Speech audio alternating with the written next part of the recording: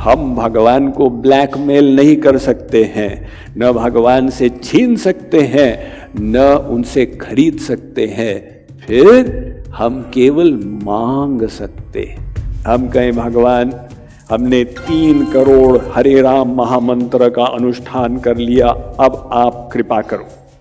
भगवान कहते हैं ये तो मूल्य हो गया, ये तो संसार में जाके परचेस करते हो। तो ऐसे ही भगवान प्रेम के लिए क्या करना होगा? भगवान कहें भी कांटों के खाट पर लेट जाओ, सूखे पत्ते खा के रहो और शरीर पे भस्म लगा दो, तो ये सब जो है मूल्य हो गए, और प्रेम अमूल्य वस्तु है। भगवान साधन साध्य नहीं है, हमारे साधन से मिलेंगे ऐसा नहीं, वो तो कृपा साध्य है। तो वो कृपा जो करेंगे उसके लिए हमें क्या मूल्य चुकाना होगा?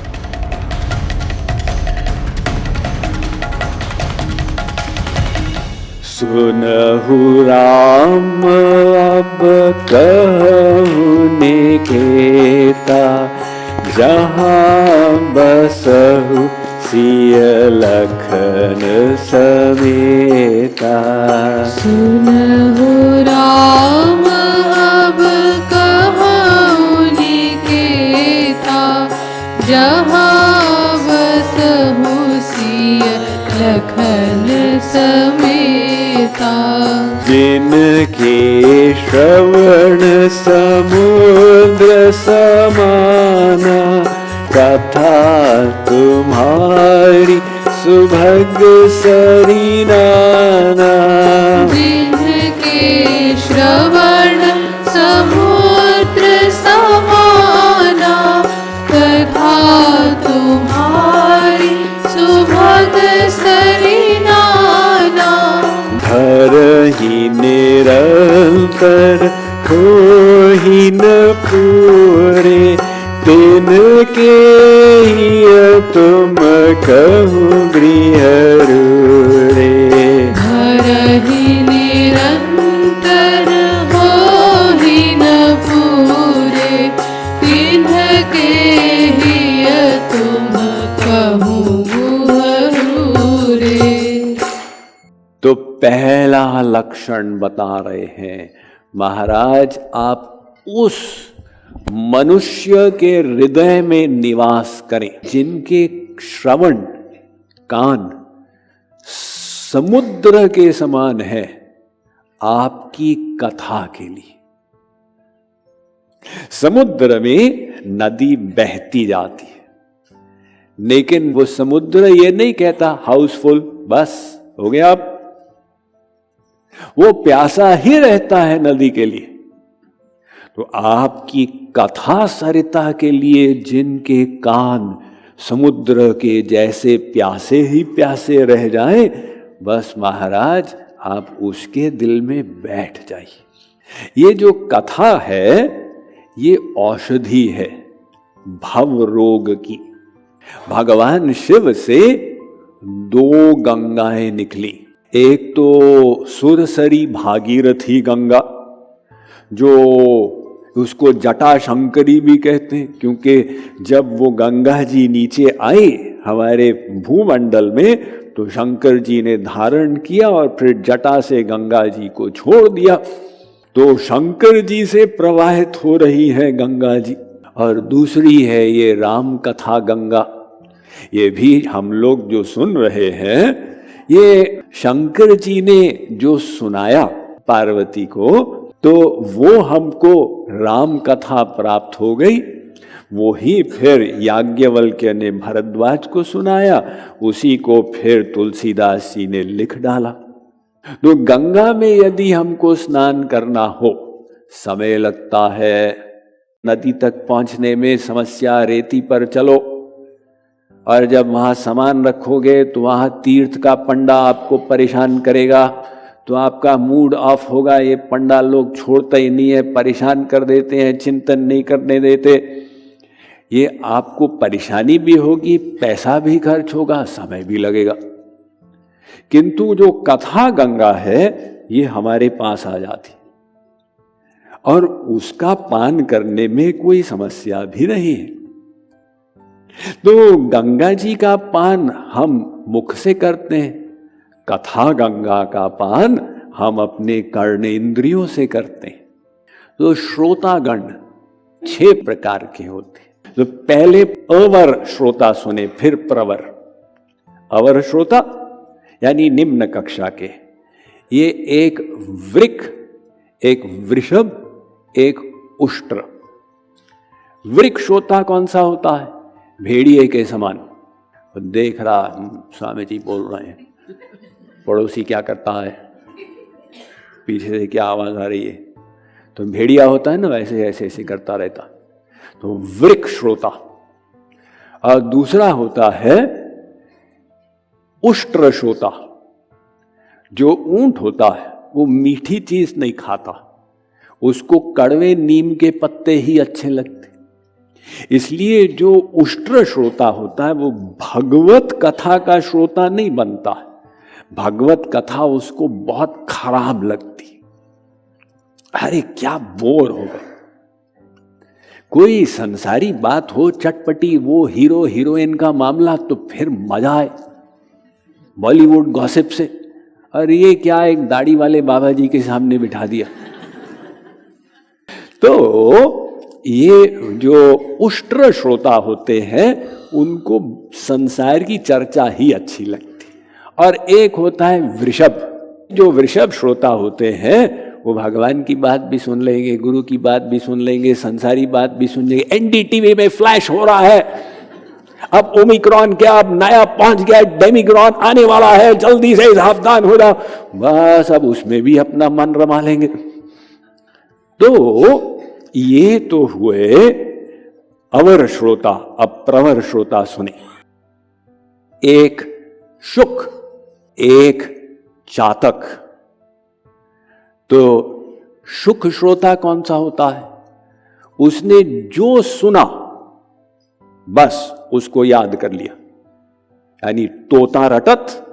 जो तोता होता है ना, उसको आप बोल दें तू गधा है तो वो भी बोल देगा तू गधा है, उसने याद कर लिया।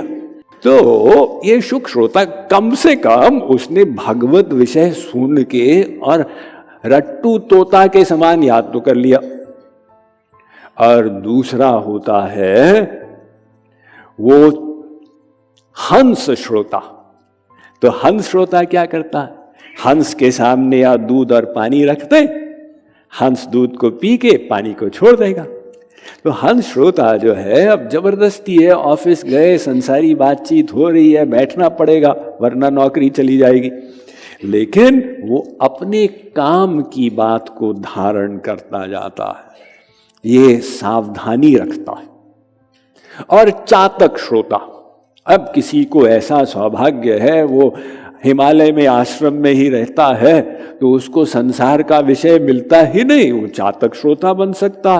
चातक श्रोता वो चातक के समान बस एक ही चीज, हम मात्र भगवत चर्चा ही सुनेंगे। तो ये तो सब श्रोता के भेद हुए, और कथा के भी भेद होते हैं। भगवत कथा भी 3 प्रकार की होती है, एक नारी फलम, एक कदली फलम और एक द्राक्ष फलम। एक नारियल के समान, वो नारियल के फल तक पहुंचने के लिए उसको फोड़ना पड़ेगा। तो एक कथा होती है इतनी कठिन, उसको समझने ही माथा फट जाए। ये हमारे उपनिषद वेद इत्यादि, उनको समझना ही कठिन।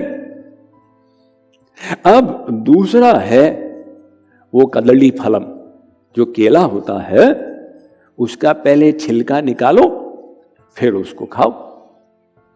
थोड़ा सा परिश्रम करना पड़ेगा। वाल्मीकि जी रामायण को आप उसी के समान समझें, थोड़ा परिश्रम पड़ेगा। और एक होता है द्राक्ष फलम, वो अंगूर के जैसे कुछ करना ही नहीं है, मात्र मुंह खोलो और अंदर चला जाएगा। तो तुलसीदास जी की रामचरितमानस ऐसी सहज सरल हो गई। अब क्या होता है कि कलयुग में लोग कहते हैं हमारा मुख तो पिज्जा और बर्गर के लिए ही खुलेगा, और किसी चीज के लिए खुलेगा ही नहीं। इसलिए वो कथा को द्राक्ष फलम बनाने के लिए उसमें थोड़ा सा चुटकुले, थोड़ा रस का प्रवेश करने से कम लोग हंसने के लिए मुंह खोल देते हैं, तो कथा भी अंदर डाल देते हैं। तो ये तो औषधि मिल गई, लेकिन मात्र औषधि पान करना नहीं। वाल्मीकि जी कह रहे हैं, महाराज जिनके कान आपकी कथा के लिए इतने व्याकुल हो, तो मेन पॉइंट यहां पर आ रहा है व्याकुलता, लालसा। ये प्रेम का लक्षण है। इसी का महत्व सब आचार्यों ने, बड़े बड़े आचार्यों ने बताया। इसको जगत गुरु रामानुजाचार्य ने कहा, ताप, वास्तविक तपस्या क्या है? हृदय में वो विरह भाव हो, अनंत व्याकुलता श्याम सुंदर को पाने की, चुपचाप सहन करते जा रहे हैं। इसी को गौरांग महाप्रभु ने बताया परम व्याकुलता। परम व्याकुलता, नारद जी ने भी इसी शब्द का उपयोग किया। उन्होंने कहा, नारदस्तु तद अर्पिता खिलाचारिता तद विस्मरणे परम व्याकुलतेति। भक्ति का लक्षण क्या है? प्रत्येक कार्य उनकी खुशी के लिए करो, और तद विस्मरणे, कोई एक क्षण अगर भूल गए, क्योंकि अभी तो परफेक्ट नहीं बने, तो भूल जाएंगे। जब भूल गए तो व्याकुलता हो जाए, क्यों भूल गए, क्यों भूल गए भगवान को, दोबारा नहीं भूलेंगे। तो इसी को वृंदावन में कहते हैं लालसा। एक संसार की कामना, एक भगवान की लालसा, एक जलाने वाली, एक ऊपर उठाने वाली, एक मन को मलिन करने वाली, एक मन को अति पवित्र करने वाली। तो श्री महाराज जी ने लिखा है इसके बारे में, दे दो ऐसी विरह वेदना, मिट जाए मम अहम चेतना। हे श्याम सुंदर, आप मुझे ऐसी विरह वेदना दे दो कि ये जो अहम भाव है ये मिट जाए। सबसे बड़ा दोष तो अहम भाव है ना, अहंकार, एक भूत अंदर बैठा हुआ है हम सबके। तो वो अहम भाव कैसे जाएगा? सबसे भारी आध्यात्मिक समस्या। बड़े बड़े योगी मुनि पंचाग्नि क्रिया करते हैं अहम भाव को मिटाने के लिए। वो पहले वर्ष सूर्योदय से सूर्यास्त तक एक अग्नि कुंड को रख के बैठते हैं निकट। अब 50 डिग्री टेम्परेचर हो गया सेंटीग्रेड। और द्वितीय वर्ष 2 अग्नि कुंड रख देते हैं और सूर्योदय से सूर्यास्त तक बैठते हैं। अब 60 डिग्रीज में योगी जी बैठे हुए। और 5वें वर्ष 5 कुंड हो जाते हैं पंचाग्नि, 90 डिग्री सेंटीग्रेड बॉयल हो जाए। बताओ, उसको कोई सामान्य व्यक्ति नहीं कर सकता। लेकिन इतना करने के बाद अहम चला जाएगा, इसकी कोई गारंटी नहीं, बल्कि वो उल्टा हो जाएगा। मैं इतना बड़ा तपस्वी हूं, अब ये अहम आ गया। तो ये अहम कैसे जाए? तो उसी का उपाय बताया महाराज जी ने। ऐसा विरह दे दीजिए कि बस अब आप ही आप रहें, बेखुदी छा जाए। ऐसी बेखुदी विरह कि दिल से मिट जाए खुदी, ये अहम भाव। बेखुदी छा जाए ऐसी कि दिल से मिट जाए खुदी। उनको पाने का तरीका खुद के मिट जाने में है। तो इसलिए महाराज जी कहते हैं, और अधिक चमकेगा सोना, पुनि पुनि अग्नि तपाने से।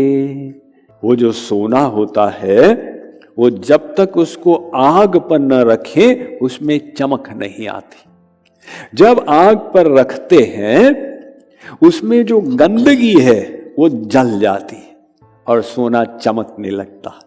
ऐसे ही हमारा प्रेम स्वार्थ से युक्त, अनादिकाल से हमने एक ही चीज सोची, स्वार्थ, अपना सुख। तो वो स्वार्थ कैसे जाएगा?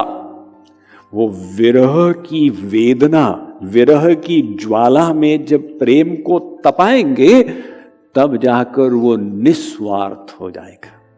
तो ऐसी लालसा हमारे अंदर उत्पन्न हो जाए तब जाके अंतःकरण शुद्ध होगा और भगवान की कृपा को आकर्षित करेंगे। भगवान साधन साध्य नहीं है, हमारे साधन से मिलेंगे ऐसा नहीं, वो तो कृपा साध्य है।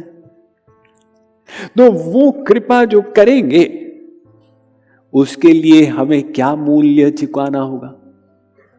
हम कहें भगवान हमने 3 करोड़ हरे राम महामंत्र का अनुष्ठान कर लिया, अब आप कृपा करो।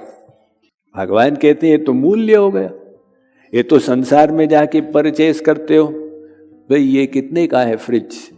10,000 का, लो भेज दो हमारे घर में। तो ऐसे ही भगवान प्रेम के लिए क्या करना होगा?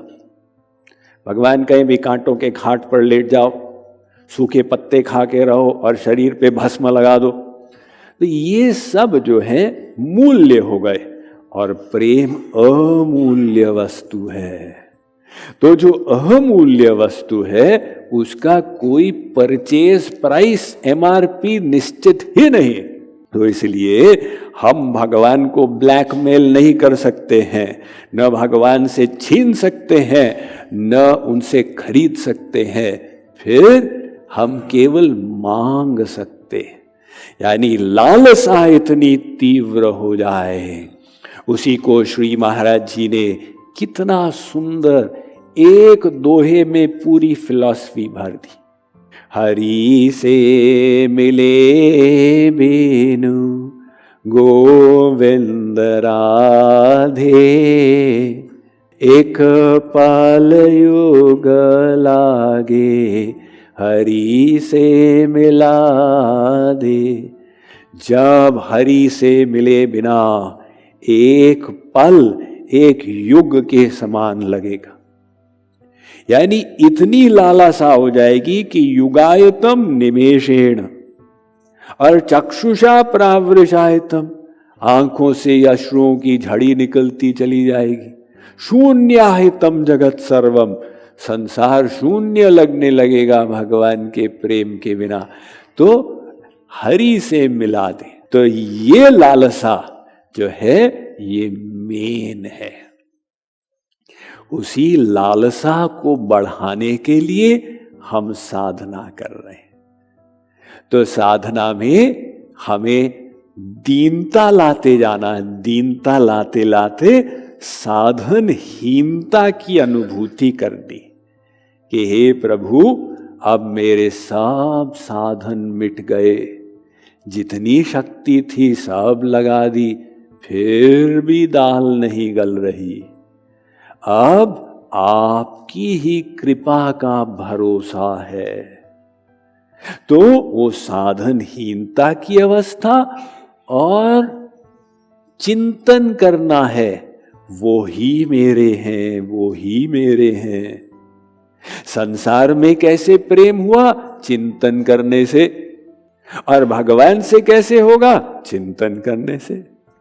अंतर यह है कि संसार से प्रेम करते हैं तो संसार का फल मिलता है, सात्विक, राजसिक, तामसिक। और भगवान से प्रेम करते हैं तो दिव्यानंद, प्रेमानंद, परमानंद। वो हमारे असली संबंधी अनादिकाल से भुजाएं पसार के प्रतीक्षा कर रहे हैं।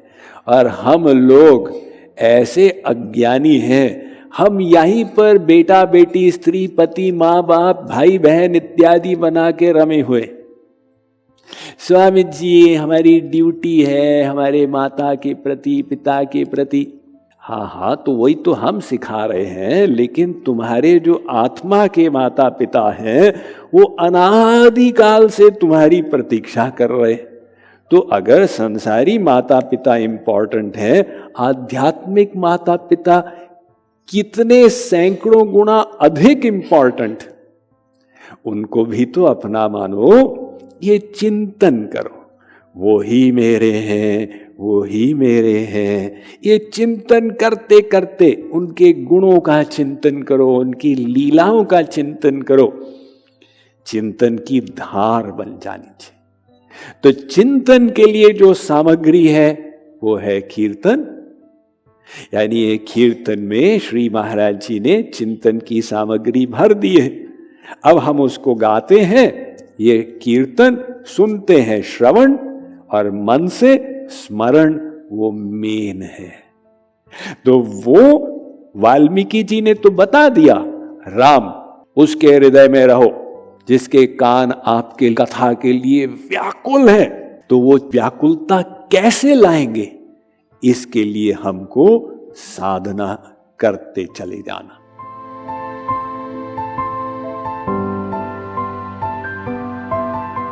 Mind management, life transformation, power of thoughts आदि प्रेरणादायक एवं आध्यात्मिक वीडियोस के लिए सब्सक्राइब करें स्वामी मुकुंदानंद हिंदी यूट्यूब चैनल को और बेल आइकन को अवश्य दबाएं ताकि आपको ये वीडियोस मिले सबसे पहले।